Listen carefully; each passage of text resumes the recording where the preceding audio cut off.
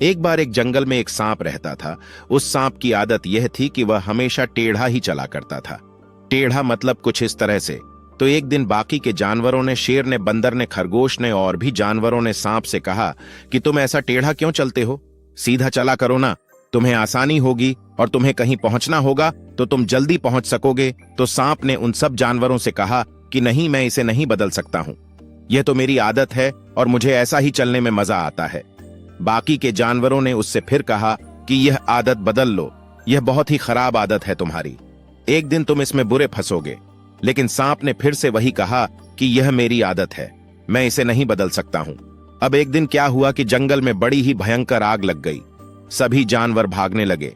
अब सांप भी जानवरों के साथ भाग रहा था, लेकिन उसकी जो आदत थी टेढ़ा चलने की, उसकी वजह से वो पीछे ही रह जाता है और बाकी के जानवर आगे निकल जाते हैं, क्योंकि बाकी के जानवर सीधा भाग रहे थे। अब सांप जो है वो आग की लपेट में आ जाता है और वहीं जल जाता है। अब जब जंगल में आग शांत हुई तो बाकी के जानवर वापस जंगल में आए तो बंदर की नजर पड़ी सांप की राख पर। सांप की जो बॉडी थी वो सीधी पड़ी हुई थी, जैसे जलने के बाद चीजें सीधी हो जाती हैं ना, उस तरह से। तो बंदर ने जब उसे देखा तो हंसकर कहा कि अब सीधा होने का क्या फायदा?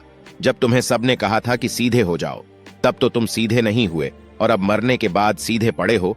तो दोस्तों, इस कहानी से हमें यह सीख मिलती है कि वक्त रहते ही सीधे हो जाओ, समझ जाओ, वरना बाद में बहुत पछताना पड़ता है। आपको भी पता है और मुझे भी पता है कि अंत में सभी सीधे हो जाते हैं, सुधर जाते हैं। लेकिन सब कुछ बर्बाद करके, सब कुछ खोने के बाद सुधरना है या फिर पहले ही सुधर जाना है? जो पहले सुधर गया वही इंसान आगे अच्छे से सरवाइव करता है। अब आपको क्या लगता है? क्या आपने कभी किसी बुरी आदत को वक्त रहते बदला है? अपने विचार हमें कमेंट में जरूर बताएं। और अगर यह कहानी पसंद आई हो तो लाइक करें, शेयर करें और चैनल को सब्सक्राइब करें, ताकि ऐसी ही प्रेरणादायक कहानियां आप तक पहुंचती रहें।